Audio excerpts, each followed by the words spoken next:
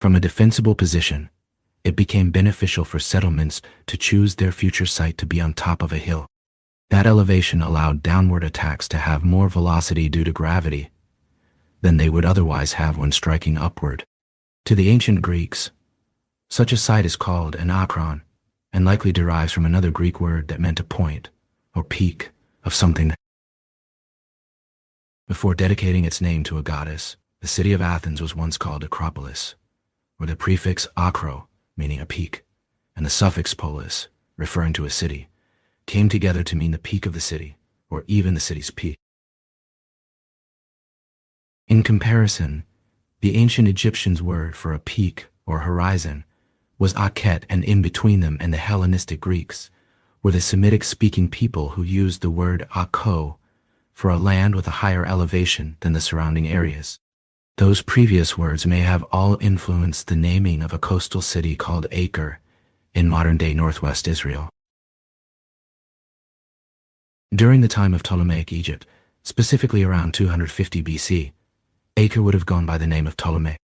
Still, it would revert to its original native name, Akkar, or Akkar, which then comes down to us in English as Acre.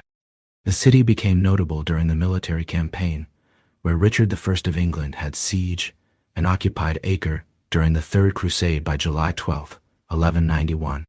This region would also be the last area held by the Crusaders, and one of those groups were the Hospitallers. The 22nd Grand Master was a Frenchman named Jean de Villiers, so they would typically refer to the city as Saint-Jean d'Acre. Towards the end of the Middle Ages, around 1200, the meaning of acre referred to a field size in land management.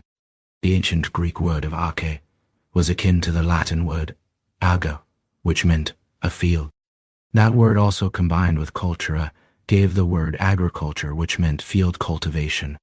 Anyways, through etymology, Acre morphed from Latin to the Old English word of acre, and then to the Middle English word of acre. The word that had meant a suitable elevation for a city was now more applicable to flatter land. The definition of the word, from the Middle Ages, mentioned that the land could be plowed by several oxen within a given day. As the Anglo-Saxons continued using the word, it eventually gained a national measurement used to divide up land with reasonable size determination. The initial measurements used were the rod and the furlong. The rod had variations to it depending on which European country it was found in. The Old English rod was 16.5 feet, or around 5 meters. It was used to get a furlong, which was a plow furrow of 40 rods, 40 times 16.5 by 4 rods, 4 times 16.5.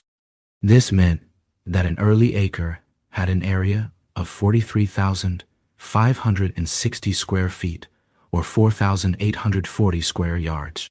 Consequently, the standard mile used in the United States came to a length of 8 furlong, or 5,280 feet.